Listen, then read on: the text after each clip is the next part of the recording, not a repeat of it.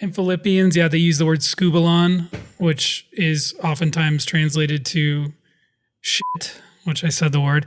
And we should have done a warning, at the beginning. And we do have an explicit tag on the podcast, but people should know going into it. It's going to be titled swearing. We can put a warning in the title. Do not listen if sensitive. It's the Reform or Die podcast, where nothing is off limits and everything must be reformed.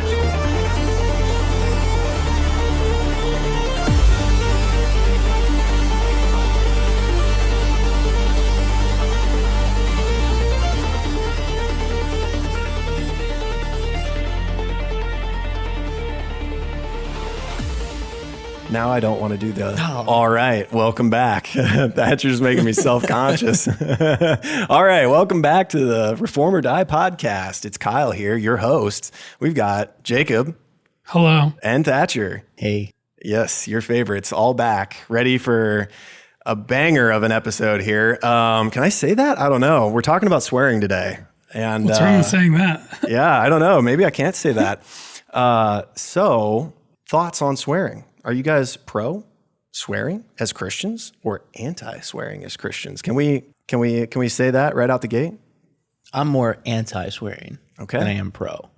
I'm so pro swearing. I love it so much. See, we forced Jacob into the pro swearing role. He was reluctant. I do it all the time, every day, every 24/7. He was reluctant. No, I think it's a sensitive topic for Christians because I would say, you guys correct me if I'm wrong, but most Christians will have a default position on this to all swearing is wrong, any kind of swearing. Would you guys agree with that? Meh. Go ahead. I guess what I've found more so is that they'll maintain that position like outwardly, but then oftentimes not really adhere to it in their private life. At least that's what I've observed. Interesting. So it's kind of a taboo to admit that that you kind of swear and stuff like that. I mean, yeah, it's a lot of people's definition of what swearing is different. Certain words I'm not going to say. Other words, people are like, oh, shoot, that's a swear word. Thatcher is clean as the driven snow when it comes to swearing. So we are thankful he's on the podcast. You might not be in a little bit. Do we want to just say why? We can read some of the scriptures that we've been talking about here beforehand, but I think it'd be good for us to read a couple of the passages, especially James 3 is the one that really comes to mind. So Thatcher, if you don't mind reading that kind of helps us understand why this is a, serious topic. So. Yeah. What verse is in James 3 again? Because, some people, I think it's just James 3, it's just start right there in verse 1, and then it keeps going, and then you'll see where it cuts off. But I think it'll do a good job setting the stage for why Christians take swearing so seriously. And, because if you're not a Christian, you're listening to this, you'd be like, why is this even a conversation? We're fine with it. Or maybe you don't swear. I don't know. So go ahead, Thatcher. Okay. James 3. Not many of you should become teachers, my brothers. For you know that we who teach will be judged with greater strictness, for we all stumble in many ways. And if anyone does not stumble in what he says, he is a perfect man, able also to bridle his whole body. If we put bits into the mouths of horses so that they obey us, we guide their whole bodies as well. Look at the ships also. Though they are so large and are driven by strong winds, they are guided by very small rudder, wherever the will of the pilot directs. So also the tongue is a small member, yet it boasts of great things. Yeah, keep going down through maybe verse 12. How great a forest is set ablaze by such a small fire, and the tongue is a fire, a world of unrighteousness. The tongue is set among our members, straining the whole body, setting on fire the entire course of life, and set on fire by hell. For every kind of beast and bird, of reptile and sea creature can be tamed and has been tamed by mankind, but no human being. Lost my place. No human being can tame the tongue. It is a restless evil, full of deadly poison. With it we bless our Lord and Father, and with it we curse people who are made in the likeness of God. From the same mouth come blessing and cursing, my brothers. These things ought not to be so. Does a spring pour forth from the same opening both fresh and salt water? Can a fig tree, my brothers, bear olives, or a grapevine produce figs? Neither can a salt pond yield fresh water. All right. Thank you. So, Jacob, it's very serious and you shouldn't swear. That's what I'm getting from James 3. What are you getting from James 3? Me? Well, either of you guys. Go ahead. I mean, Thatcher, we know he's going to be telling us what's what, but Yeah. No, it's definitely a serious matter, I would say, based on James 3. yeah, I mean, poison under the tongue and your tongue being set on fire by hell and needing to, like, it's impossible to bridle your tongue. So, when you read some of this stuff, you think this is very critical, like extremely critical, right? That this passage is in there and it's telling us, gosh, I mean, you don't want to be set on fire by hell. So you want to try to, figure out what's going on here and do your best to not be letting your tongue run away from you. So the point of this podcast is not to encourage people down a path that they don't, maybe should not be going down. But I do think it's good for us to kind of hear a little bit of, like, why do people swear? What's enjoyable about it? I know that's crazy for us to talk about as Christians, but there is some enjoyable parts to it. And why do we do this? Like, why, maybe Thatcher doesn't, but I have my swear words from time to time. All right. So, what about that is good or bad? And I think there's also different categories too. And, we're going to play a clip from, Pints with Aquinas. It's, Matt Fradd, who, kind of talks about this a little bit and kind of get us going on maybe why do people do this and should they? How should you think about this topic a little bit? So we'll go ahead and play this here in just about 5 minutes or so. If you guys want, we can cut it at any point, kind of interject, but I'll just let it roll here. So let me give you an argument against swearing, which I think is compelling, but it's one that I don't want to believe. Okay. Because I enjoy swearing. How would you define swearing? Okay, so I would like to distinguish between blasphemy, yes, vulgarity, perhaps, swearing, I suppose, potty language or the F word, things like that, when they aren't used in a sexualized way. Right. But I think even that needs to go. And I'm saying this as somebody who swears more than everybody listening to me right now. Okay. But I'm trying very hard not to. And I know that outing myself in this way is only going to come back to bite me when I swear on the next episode or in the next 5 minutes. And but I welcome it. It's something in my life that I'd like to get rid of. Right. Right. So here's the argument, and you tell me what you think. All right. So I think that most swearing, and I've shared this on the show before, so apologies if you've heard it or if those watching are bored by it. I've heard you do it once. Let's hear it again. And you feel free to interject and interrupt and pick at it or make it better, because I actually like to keep swearing. So you can help me keep swearing if you can take this apart. before he keeps going, I do like that he's splitting it out into categories, and he's talking about blasphemy, which we as Christians, I think, would always say would be wrong. Yes. And I think he's probably going to get into something about religious, the religious side of swearing as in taking an oath or things like that. Those, I think, for me, I would say, yeah, we don't do that as Christians.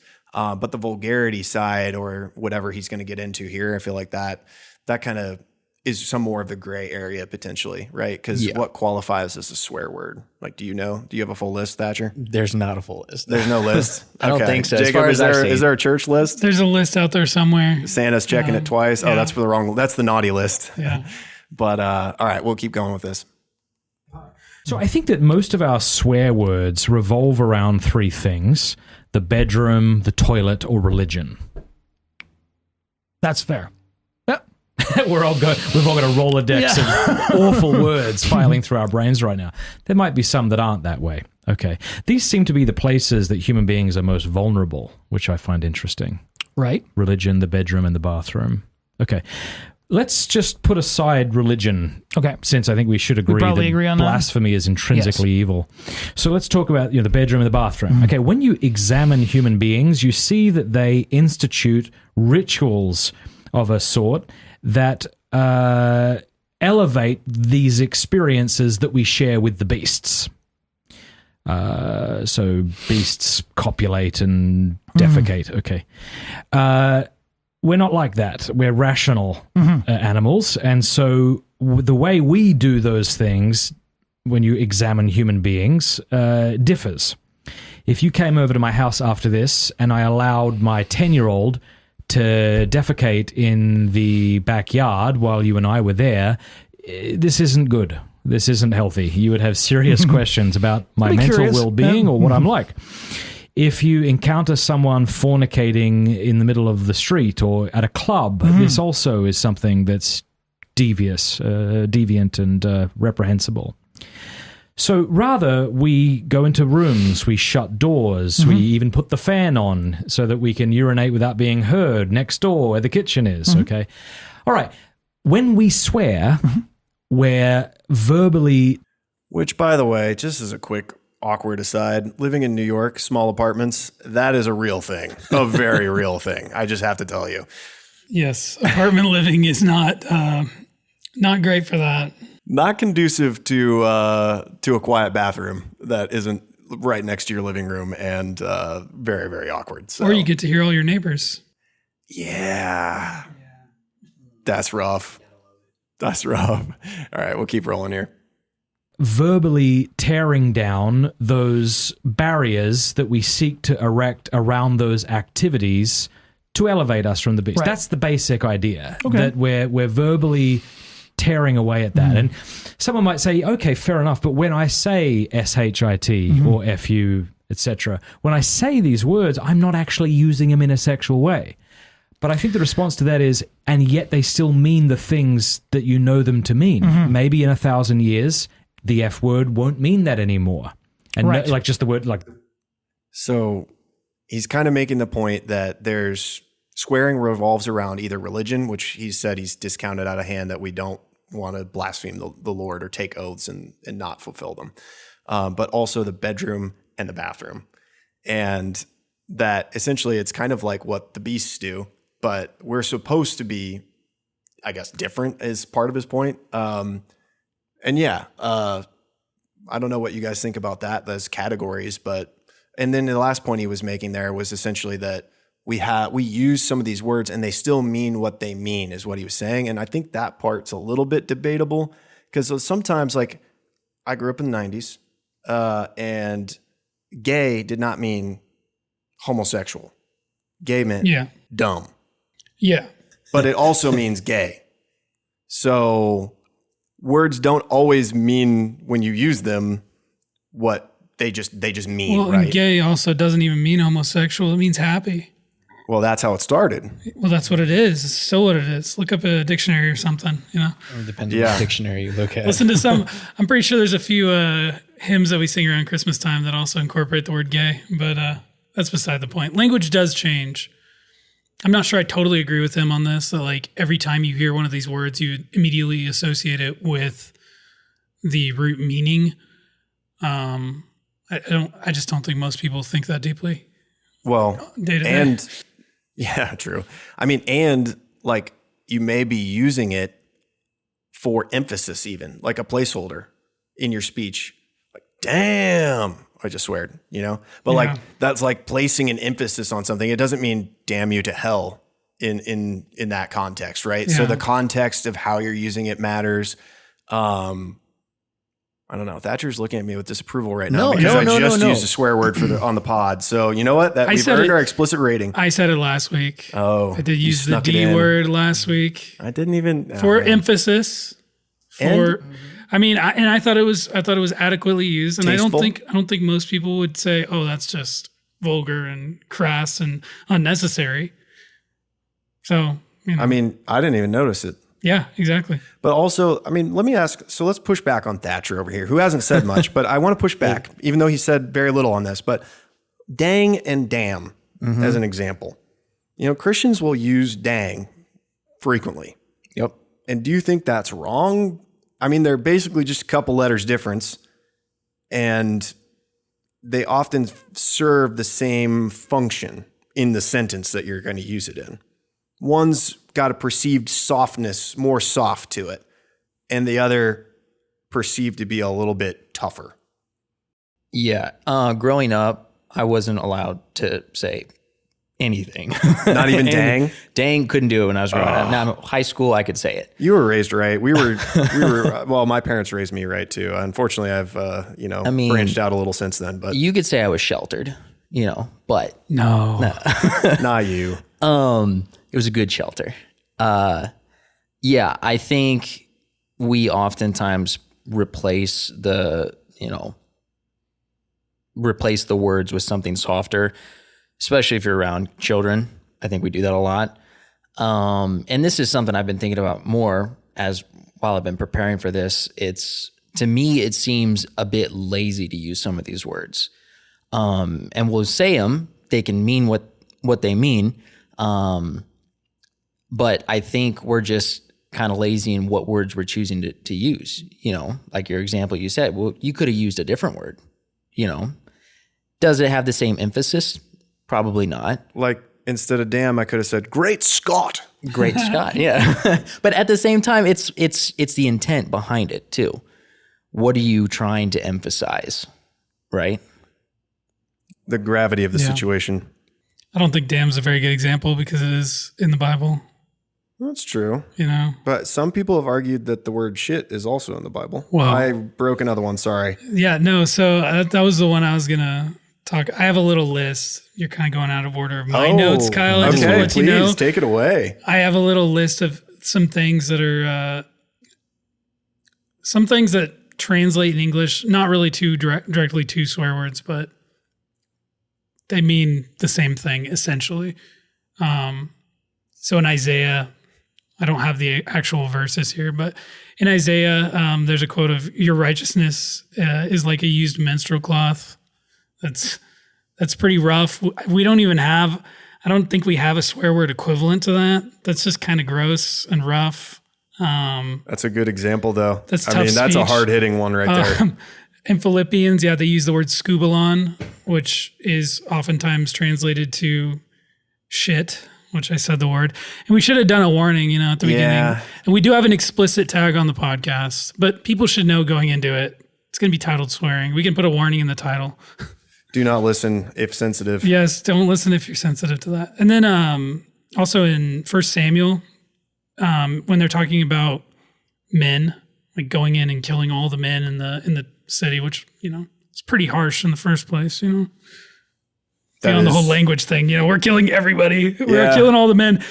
But in the Hebrew, it uses a phrase, any that pisseth against the wall, to refer to a man, which is a pretty graphic visual depiction of what it is, trying to communicate there. So there's a part where Paul is arguing with the Judaizers who argue that we should keep circumcision as being like a necessary part of being a Christian. And he basically tells them to cut themselves off, which you can use your imagination there, what that means. But yeah, so there's a lot of examples in the Bible of harsh language. I'll give you another. Yeah. I was going to say fun one, but it betrays my stance a little bit on this. But Amos 4, hear this word, you cows of Bashan. He's talking about the women of Israel who are on the mountains of Samaria, who oppress the poor, who crush the needy, who say to your husbands, bring that we may drink. Anyway, I was just like, that's pretty harsh for a prophet of the Lord to call the women of Israel the cows of Bashan, which I'm pretty sure Bashan was like I don't know. It was not a good reference. I think it's mentioned in Psalm 22, like the bulls of Bashan that were oppressing. Yeah, the Bible. We're really great Christians here. We're great. The Bible has some very harsh language and very harsh verses. There's some passages in there that are just hard hitting. Most of the time, those are not ones that are commonly quoted. There's another one, Galatians. I had to do one more. You just had to do another one. Galatians 5:12, where Paul says that he wishes the people would go. They were having bad doctrine and about certain sexual things, and I think it was. And he says, let me see if I can get the actual quote so I don't screw it up here. I wish those who unsettle you would emasculate themselves. He's talking about the circumcision crowd of the Jews. And it's basically like, why don't you just cut it all off?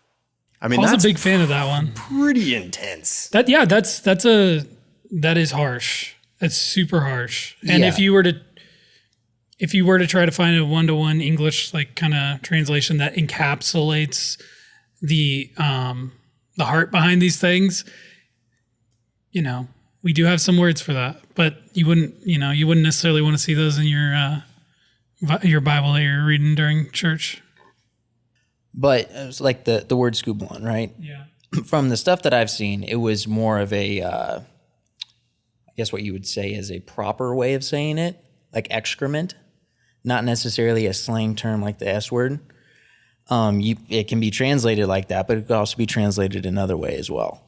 Yeah, but in the context of referring to your righteousness, it's pretty shocking, in my opinion, to be told, like, if you're in that crowd and being told, yeah, your righteousness is poop. Yeah. Whatever word you want to use there. I mean, I'm not a Old Testament, scholar to check this stuff myself, but That one's New Testament. That one's was New New Testament. New Testament, new or old. Barry's teaching me Greek, so little by little, I'm failing in my learning. But yeah, it depends on how you translate it. But yeah, I've heard people say it can mean shit. Well, even the Galatians passage, though, wasn't he just emphasizing how ridiculous their idea of what circumcision was? So Yeah. he wasn't necessarily using it as a way of cursing them or swearing at them. But it was within the framework of language, how do we make emphasis? Sometimes, and I, as a person who occasionally will swear, sometimes probably a lot more than I should. That's how people who do swear feel. Yeah. It's like, okay, Yeah. I said this. Am I 100% right here? And your conscience is not always 100% with it. Sometimes Yes. it is, but I think there are contexts in which you should avoid swearing basically completely, right? Like in public, I think. in my mind, yeah, in public, around children. But there are other contexts where I think it is appropriate. Maybe it is lazy. Maybe not. Maybe it is enough, especially within, the evangelical crowds, to really drive home a point and say, wow, he must mean this because he's using very harsh language to communicate this point. Yeah. And I think we can also, I think the clip we're going through here with Matt Fradd will also get to some of this stuff a little bit more too, like different ideas about it. So let's go ahead and punch it here again for a couple more minutes. The word gay doesn't really mean happy today. Okay, and at that point we could perhaps use that word, but today is not that day. It still means that. And when you couple with that St. James's advice in the Bible about guarding the tongue, again, why would I flirt with something that I'm even unsure is moral or immoral? Why wouldn't I seek to be pure in my speech? All right, so I'll put that to one side and then say, I think what I enjoy about swearing and what I enjoy, like if you and I were to get in a conversation, you would just start like letting it fly. Like I'd enjoy it. I like it. And I think I like it because it signals to me that you are not on guard. That Right. you're actually Being candid. Yeah, you're being yeah. very and I really appreciate that. So Yeah. I actually like it when people swear around me. Maybe I shouldn't, but I do. And yet I still think that argument holds. What's wrong with it? Why should we swear, No, Jonathan? actually, so I would make a couple of distinctions. I agree with pretty much everything that you said. On the F word, the only question I would have is, so did you read Gail Dine's book, Pornland? Unfortunately, I read excerpts of it. Yeah, same. And then Louise Perry has a book that came out last And year. I only say unfortunately because 'Cause it's there were some things brutal. there that I didn't want to know. They start talking about a book that the author uses the F word in it as a technical sense for a bad sexual situation. And they're like, is that good or bad? They kind of talk about that for a little bit. But, he actually made the point about gay not meaning gay, essentially, or at least what it was I guess it's not even what it was originally intended for. And then it changed and changed again. So, words can shift in meaning. But, it's interesting to see him say, and I've always felt this way, that swearing in private with people well, it does in some way increase this sense of closeness between people, which is strange. And I've I will admit, I have always liked that about it. It's like someone's letting their guard down, right? You're becoming vulnerable. Yeah. And if we kind of dig deep into it, where do the problems start with swearing? Like, what is problematic about it? In my mind, it has to do with the meaning of the word in the culture, right? Because if the F word didn't mean what the F word means today, it wouldn't be a swear word. It's just a word.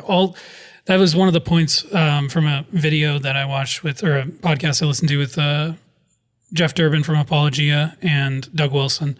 Oh, I'm glad you're bringing this up. This is a good. Yeah, one of Doug Wilson's points is there are no dirty words in heaven, right? So it's like we kind of assign meaning to these words in our language, right? And meaning is important. However, the words inherently are not dirty. The words are inherently not evil or bad. So the cultural context, I think, is one point. Also, I think a big part of it is the intent or the heart behind how the word is used. Yes, that's a really good point, because they're just syllables in some sense, unless they're conveying the meaning, and the meaning is somewhat attached to your intent and your heart, right? Yeah, it is. In my mind, that is a big factor. And that's why I kind of think it's silly when people use like the substitutionary words, because it doesn't change the heart.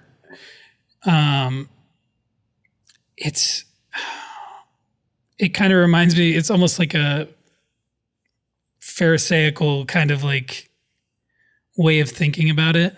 It's like legalistic, some would say. Yeah. It's like you're walking the walk, but really you're not, because your heart is completely in the wrong place. That's kind of how you grow up, right? Is your parents are the ones that, if you grew up at all Christian, or you had this sort of standard as a kid, that's kind of how a lot of morality is taught, is we do this, we don't do this. And it's I'm not saying that we grow out of that necessarily, but we deepen our understanding, as we get older, as to why were these standards there for us. So yeah, I just think that's part of it is, if you're holding that same standard rigidly, but you don't have your understanding has not grown alongside it as you get older, then you don't know why you're doing, like, why is SHIT a bad word for us to use, right? And that's where I think it's good for us to have gone back to these scriptures and say, and I think there's one in Ephesians 4, maybe we'll have one of you guys read for us, but yeah, it's like, why, I guess. And for me, I think there's somewhere in Ephesians 4, it talks about this, but let thanksgiving be a part of your speech. And for me, it's not so much about what words are right or wrong as it is, how can I glorify God and be grateful in my speech and give thanksgiving, right? Instead of corrupting talk. Is that the one in there? Is that the corrupting talk one in Ephesians? I think maybe Ephesians 4. Yes. Did we read that earlier? I don't know that we did. Not yet. Do you want to give it a shot here? I can. Sorry for my reading capabilities. His Bible is well worn, and the letters have been, the pages have been turned. So, okay. So Ephesians 4:29 says, "Let no corrupting talk come out of your mouths, but only such as is good for building up, as fits the occasion. Then it may give grace to those who hear it." Yeah. Yeah. And I think that gets to the intent, right? We want to build each other up. So, like, I don't necessarily want to give a legalistic standard of what words you can and can't use to build someone else up. Like, I don't know. And I think there's also the one on, or maybe it was in there about, like, as fits the situation. And I've always thought, like, the military feels a little different to me for swearing, right? Are you going to, I don't know. Maybe there are Christians that are like, I don't swear and it sets me apart in the military. I don't know.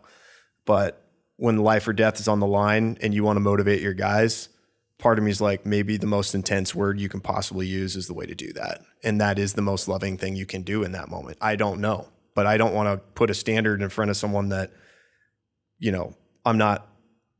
it's like, what do you think? What do you think is going to be helpful? I guess I would say that we kind of have to keep in mind our standards for what we say or dirty words are very arbitrary, right? That doesn't mean that's not something that we should consider, right? Because it is important for us to not go out into the world and just act like a non-believer. We haven't been changed by Christ, and we just do and say whatever comes to our minds, and there's no distinction. And that's one of the things I kind of thought about is like minding the audience and the context. I think that's really important. That's why I'm against public swearing. Yeah, but like an example to me of like two situations that are equally as bad is like you're with your close friend and you're alone and you say something extremely mean to him with the intention of hurting him, versus you're talking to a 5-year-old child and you say a swear word. I think those are both wrong. Right. But in different ways. They're both wrong, I think, in the same way. In the same way. Because in the same way you're using your speech to corrupt or hurt that person, right? When if you, I wouldn't say you should flip the script and be really mean to a child, but let's hope not. If you took that swear word and you were talking to your close friend and you do use some swear words in that conversation, especially if it's not intended for the to bring pain to that person, it's not intended to tear that person down. I don't know how we can make a case that is just bad, just flat out bad. That being said, I am not here to convince people to start swearing. That's not the goal. Yeah, I think I don't want to say to each their own, because that's kind of just a stupid thing to say. But in a sense, what is that? My goodness. I thought I had a reference for it. Looking for a verse?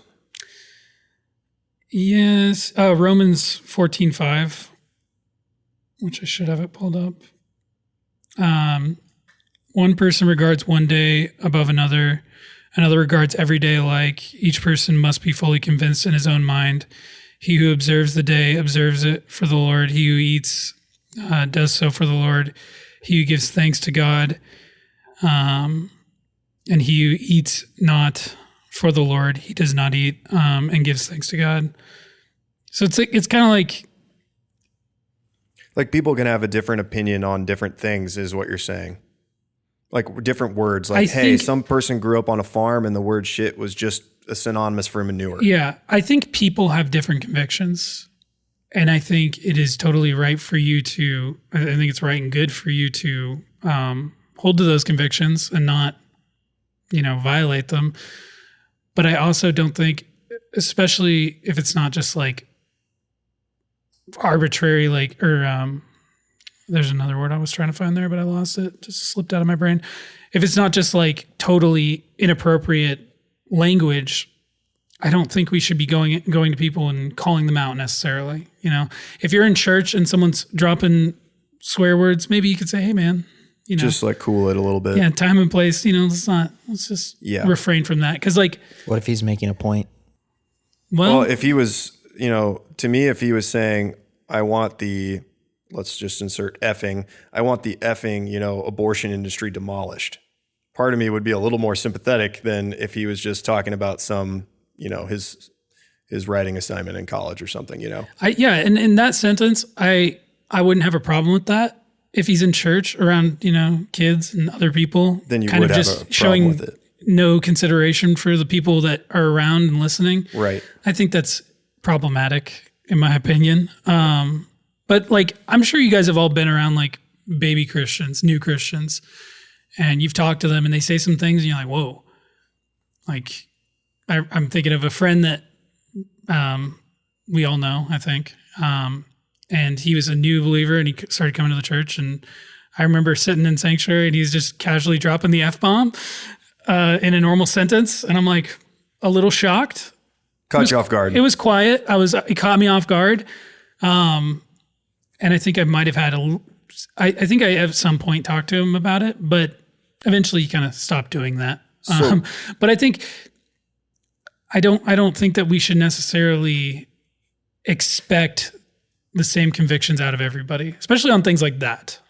So that makes sense. Let's talk about baby Christians a little bit here, because I think there's two experiences. There's either the person who's a new believer and they're still swearing in they were before they were a believer, and they just don't even know that maybe that's partly an expectation to change or whatnot. But then there's also the flip side, where some people who are new believers, they feel that part was what the life they left behind, right? That's the unbelieving self, and what they associate with their old culture of being an unbeliever. Their old unbelieving friends are still doing that stuff, and this is kind of what sets them apart as a new creation in Christ. So what do you think about that, Thatcher? Is that like an experience that you've encountered, that there's both types? Or Yeah, I think a lot of people know. I mean, I don't swear. I've not swore my whole life. I've said 2 words maybe by accident. One was the S word. I was just repeating. I asked a guy, what he plans to do or what he likes to do in school, and he said science and S. And I was just like trying to repeat to make sure I heard what he said. This was just a couple years ago, and I said it back, and I was like, oh. Lost your perfect I said record. it. Yeah, I was like, You're not going to heaven anymore, perfect Thatcher. record I was was like- broken. but I didn't know we were going to be getting a confession here, Thatcher. But I knew it was bad, and so I asked him to forgive me for that. Okay. But I think what you said, that it's important that we set ourselves apart. It's changing from the way that we were. Now, in my case, I didn't cuss up a storm, before I was a believer. Well, do you think you sinned in that moment by accidentally repeating what he said? Like, do you feel like just using the word itself was wrong for you in that moment? I don't necessarily think the word itself was wrong, but I think not being disciplined to guard my speech and the temptation to blend into the world, I think that was wrong. Okay, gotcha. And that's one of my things is with this is we are supposed to be separate from the world, in the world, but not of the world. I forget what verse that is, but Hey, you said it though. I said it. We There know we it's go. in there. Yeah. You guys at home can look it up and fact check that and make sure it's in the Bible. That's not a quote from Abraham Lincoln or something like that. Ask ChatGPT. yeah, admonish me all you want to do that. But I think, there's a lot of times we use these words, these typical swear words as the filler word. Like you were saying, no, I want to end these effing abortions. Yeah, that's good.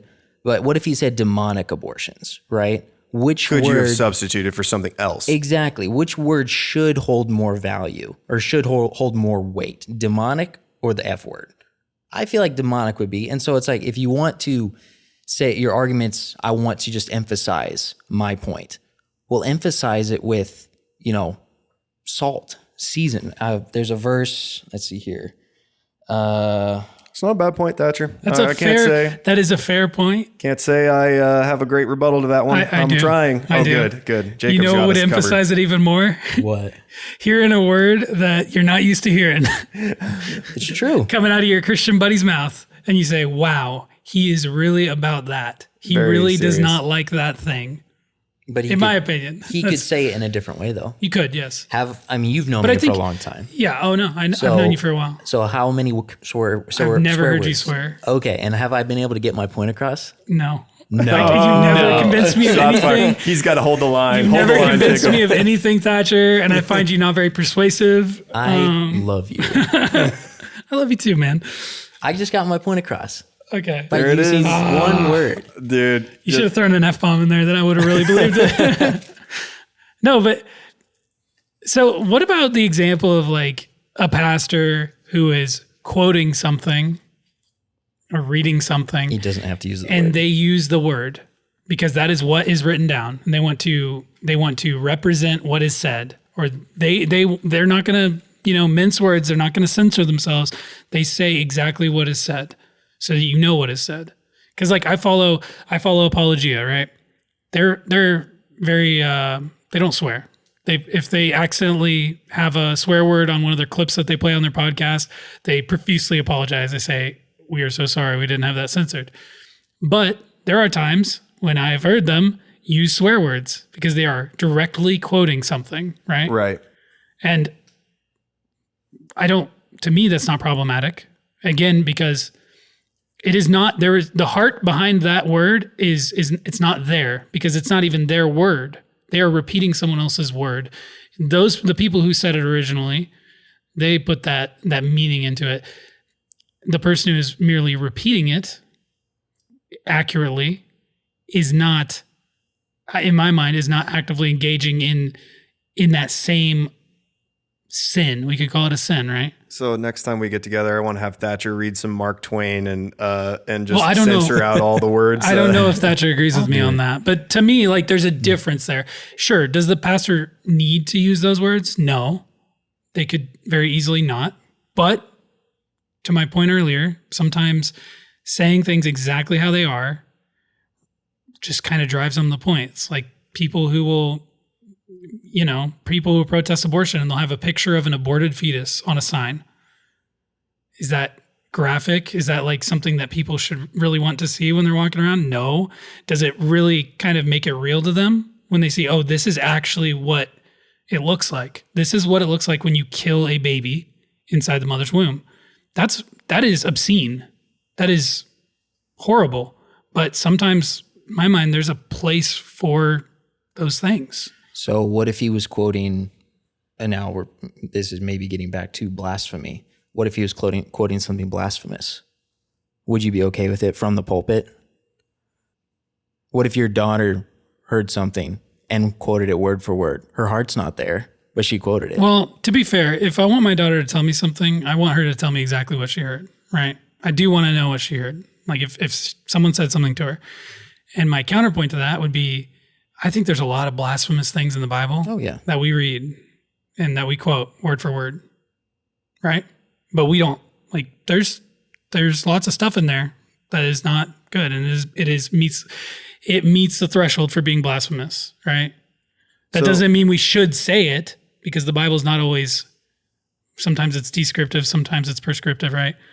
I think if we're saying something blasphemous, that's wrong. Yeah. Right. I think we've all are pretty in agreement on that part. And like swearing, as far as like an oath goes, like let your yes be yes and your no be no. I think we're pretty well aligned that you should be like not swearing by heaven, or I think there's another verse in the Bible somewhere on that, like don't swear by heaven, where it's God's throne or whatever, or by earth, it's his footstool. I don't know exactly where that is, but I'm pretty sure that's in there. I would go as far to say the only time that it is appropriate for something that could be construed as blasphemous to come out of your mouth is if you are quoting it.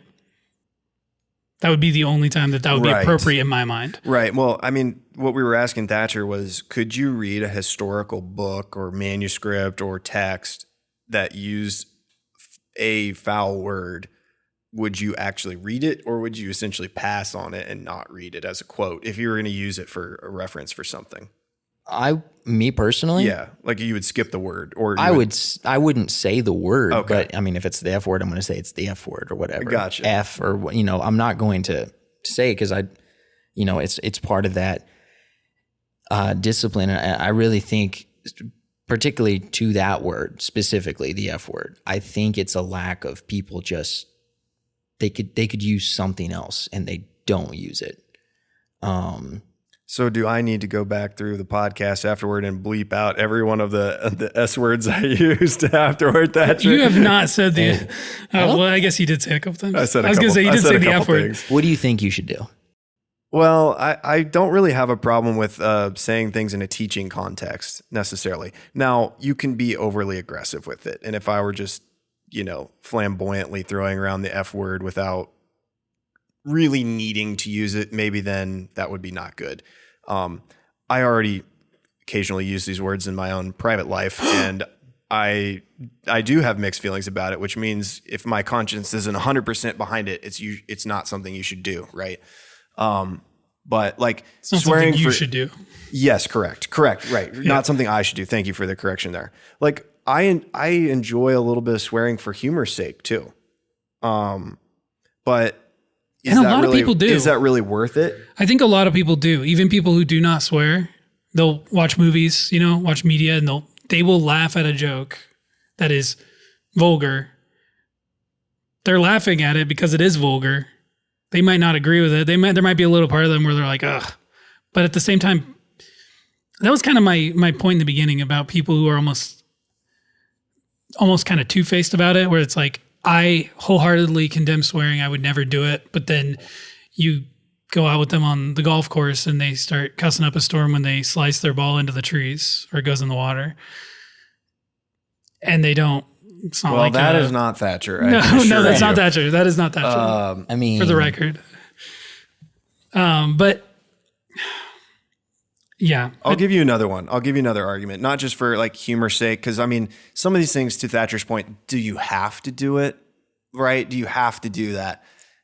And I kind of sympathize with the Matt Fradd clip that we played. Like, he's like, I enjoy some of these things. I will admit to enjoying them. And I like sort of what they do to bring people together and for me, that is in closed settings, when you're with people you've known for a while, you trust. I don't think it's necessarily for, like, that's where I feel more open to using that stuff, and less, like, I really do not like public swearing, mostly because you don't know who that person is typically. And it's aggressive, and it's like to me, it's like, I don't know if I can trust this situation. It makes me nervous, and I don't want to make other people nervous. Right. So that's that one. That's more context, but I had another one here. So some people, this is another way to look at it, right? Not saying this is the only way, or even, so forgive me if this doesn't make any sense, but there's another lens you can use to look at this. And men typically are more okay with swearing than women are. You could say it's like it's more masculine in some sense, right? This is an argument. I'm not saying I'm 100% behind it. I'm just saying this is an argument. If you go listen to pop music, not pop, but like rap music and stuff, like, real intense, you would think there's like a masculine kind of element to it. Now, it may not be perfectly, I wouldn't approve of this always, but there is some element of like, yeah, that's like, I look up to this in a way of it's hard, it's masculine, but I don't, on the sense that it's like, could you have found a better way to say this? And I don't like, especially in music, like, you're putting that out there and your spirit's taking it in, and I just don't know that it's always good to listen to that stuff all the time. I don't mind listening to stuff occasionally like that, but I like to offset it myself a little bit with Christian stuff that's uplifting to my spirit. You know what I mean? Yeah. I think with music, you can use the argument of like, there's a poetic aspect to it, right? Yeah. People use words that rhyme or that fit into I'm not making the argument that it's good to have swearing in music. I'm just saying that, objectively, people make full use of the English language. Use? Yeah. Is it a legitimate use? I don't know. I guess we could look at some of the Psalms for that. I'm not entirely sure. Like, there's the idea of the golden mean, or the golden middle, where it's like, you can either be too cowardly in your speech, or you can be too aggressive in your speech. Do you know what I mean? Yeah. So it's like, if you never swear, that doesn't necessarily mean you're righteous in what you say, right? I think Thatcher even agrees with me on that. 100%. 100%. Yeah. Like, you could actually have missed opportunities to speak boldly where you needed to speak boldly. Maybe you don't need to swear, but there's still some element of perhaps that is a level of timidity that's going on. Whereas there are people that are too aggressive and they're too bold and they're brash, and they're on the other side of that spectrum. Like, I mean, some of the people I look up to in politics, they do swear. And I don't love every occasion of them swearing, but there are certain times where I'm like, thank you. Like, that's how I feel about it, where they brought an emphasis to a particular topic.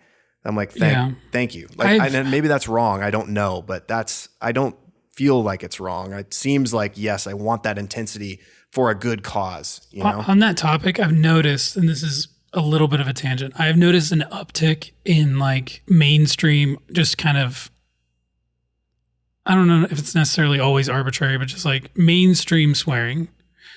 Like, if you turned on the news in the last couple of years, you'll notice that there's people on news shows dropping F-bombs and the S word, right? Pretty, like, quite a bit. And when I was growing up, that's a no-go, right? You get fined from the FCC, whatever, $10,000.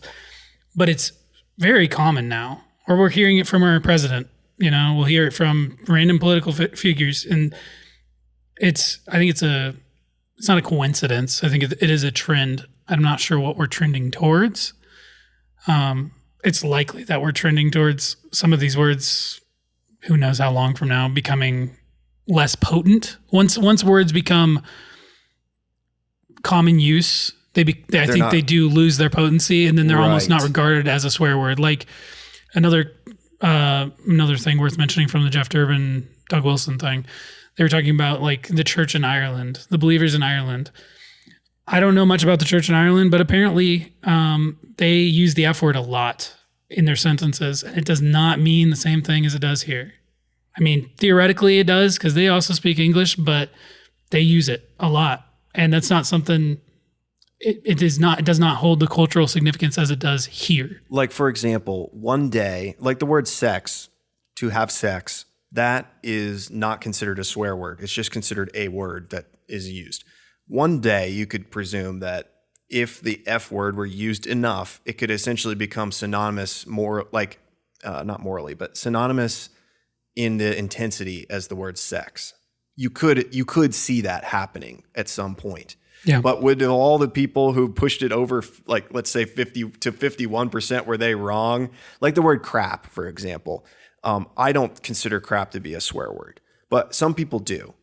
And so that's a gray one. But if enough people start using it in a kind of, it's not really shocking anymore, it just becomes common use for dung, basically, right? Yeah. Or something undesirable. Yeah. Yeah. I mean, I guess, yeah, that kind of, that's a good way to put it. And let me jump in too with that, because I wanted to pull up some statistics on swearing, which I thought were interesting. And Pew Research, they have some stats on different age groups and their views on swearing, which I think is kind of relevant to, like, we're almost in a more, this is just a side point before I get to that, but obscenities are so common now. It is annoying. You know, to me, it's like, it's so draining. It's there. So I do have that feeling too, where it's like, gosh, everything. You just can't go anywhere without hearing and just kind of feel like you're being dragged down. So like, I'm not always pro swearing all the time. You know what I mean? I'm kind of just telling you how I think about it. I wouldn't have known it, man. I know, but thought you were swearing's top guy. You're like the number one proponent. Evangelist for. No, I just want people to think through these things. And another thing before I get to the Pew Research stuff, but I do think there is somewhat a sense of using swearing as a litmus test in the church for someone's holiness. Like if someone swears, people often immediately are like, oh, they're like one of those outsider. They're one of those Christians. They're not a really good person. They're not a good Christian. And I don't know that that's always true. Now, with that said, it's a pretty big issue too, right? Like James 3 makes that pretty clear. It's very important. So it's something we should think about. But here's the stats on that. It's about older adults are more likely than younger ones to disapprove of certain behaviors in public. So this was kind of, let me scroll back up here real quick.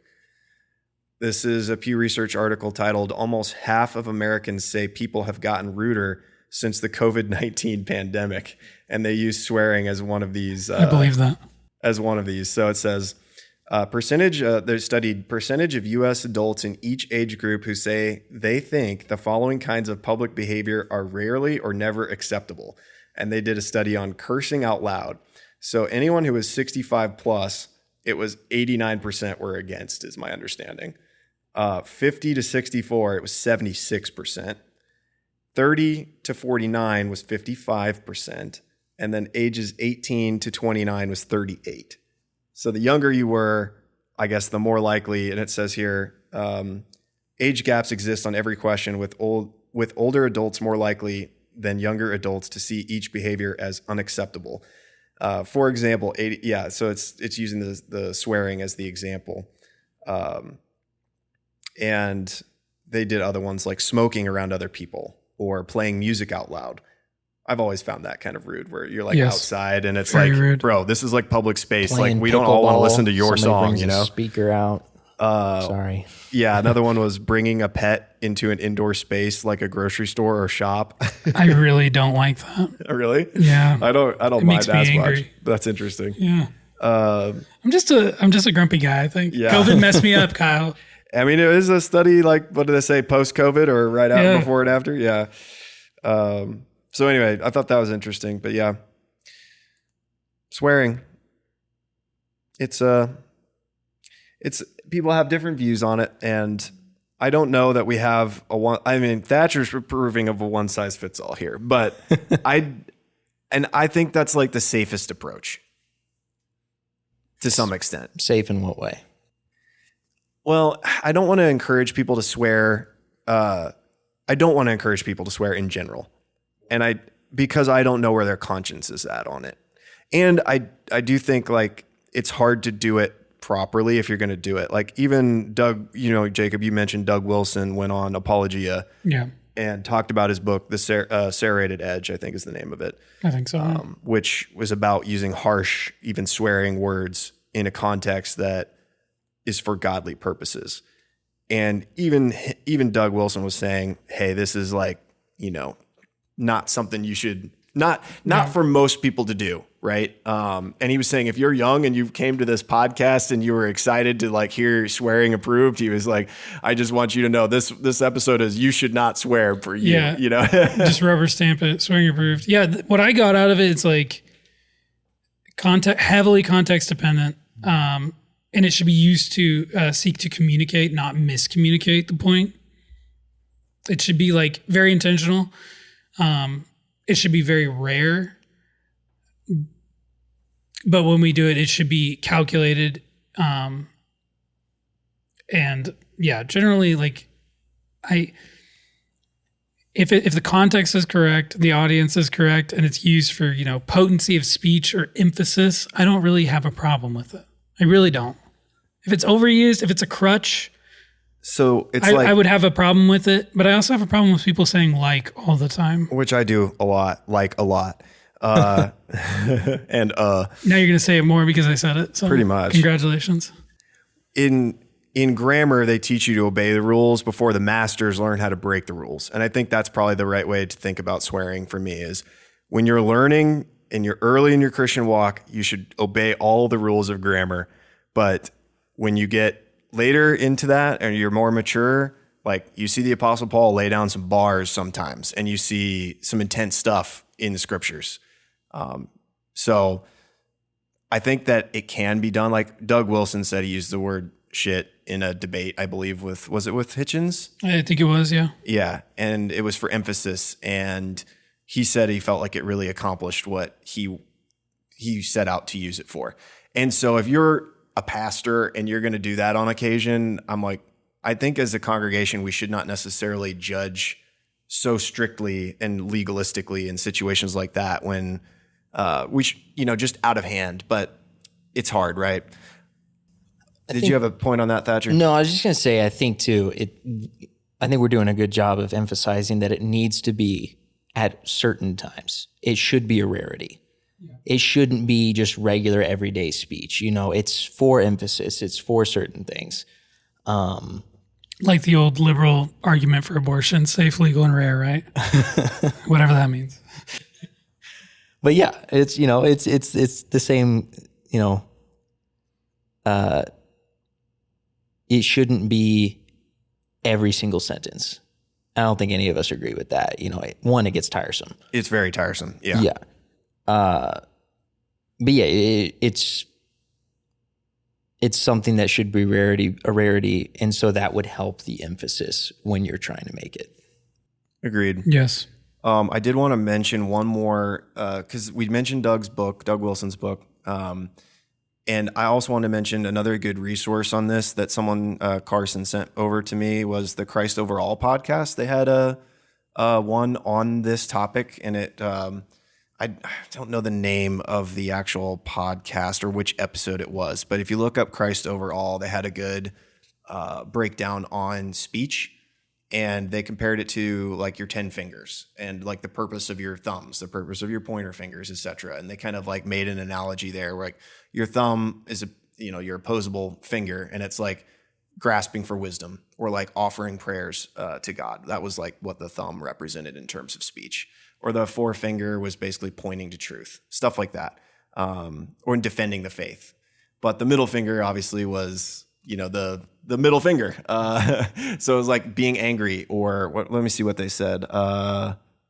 Righteous anger. And they pointed out the serrated speech stuff by Doug Wilson, and they kind of went through examples in the Bible some of which we mentioned earlier that were really intense, sort of middle finger-esque examples of speech. And they also made the point, use it extremely sparingly, but this is part of the righteous person's toolkit, is what they were kind of saying to an extent. Now, should you use that right away as a new believer? I don't know that that's the case. And I think it's best to lead with what they use the ring finger was speaking honestly and simply and making promises, which makes sense. And the pinky was delicate compassion or vulnerable confession. And they were kind of saying that your speech should be compassionate, and that's like almost the one you lead with is, honesty. Obviously, always you're leading with honesty too, but we're not leading with that middle finger, if you will, of anger, etc. in your Christian walk. Unless you're in traffic, right? Yeah. But I guess for me, a win from this would be like a win from this discussion would not be that people swear more, but that we all kind of have a better appreciation for the topic and why it may be good that people don't out of hand judge others for what word choice they use. That may be something where you should like let that be between them and God. And if you feel that you need to talk to them, you can always go talk to that person and bring it up and then have that conversation. But hopefully this gives us some Christian categories to think through this stuff. And why is it important? I mean, James 3 was our reason why it's important. The tongue is hard to control. So if you're going to err on one side or the other, err on the side of trying to be a Thatcher, not a Kyle, right? Control your speech. That's better. Like we want that. Like that's the preferable path in my mind. But don't judge others so hastily on this topic either, because they may also have a more thumatic spirit, which is willing to go to battle. And we do need people like that in the church. I wanted to give a quote that kind of was from the Christ Over All podcast that I liked, so that in case you want to go listen to it or look it up, maybe this is like a little teaser for you. But modern man has adopted softer, gentler speech patterns. The reasons for this are diverse, but the result is the same 21st century men are taught to eschew and avoid masculine patterns of speech that are labeled as toxic. And in their place, they are encouraged to be well-mannered, nice, tame, and safe. And yet, this is precisely where the Christian middle finger comes in. The middle finger symbolizes a way of speech that is not safe, but is for the Christian good. The Christian must retain a genuine hatred for evil that may or may not result in the middle finger, which I thought was a good way to sort of wrap up sort of what we were saying on this. But Jacob, final thoughts on this one? Yeah, I guess my final thoughts would just be, I hope that if anybody gets anything out of this, that, the people who do not swear or think swearing is really evil, that they would just think on what we've said, especially when it comes to like other people using language, and kind of maybe challenge their beliefs a little bit on whether or not the position they hold is biblical. Like, is it really always evil all the time? Is it always sinful? Not that they would be like, oh, it's actually not always sinful, so now I'm going to become, a sailor and I'm going to swear all the time. Not that. And then on the flip side, that the person who does swear and doesn't think there's anything wrong with it would maybe think a little deeper, more contemplatively, and would say, okay, this is important. What comes out of my mouth is important, and I should be more intentional with my speech, especially when you're around people, mixed company where it would be not good to be speaking like that. I don't know. I just want everyone to think about their position, think about where they stand. And I think it's always better to just be more informed on a topic and to talk about it, because we don't talk about this. It is a taboo in the church for sure. And I will say too, just before Thatcher gives his closing thoughts, the worst things I feel like that keep me up at night or that I remember, I'm like, oh, I wish I had never said that.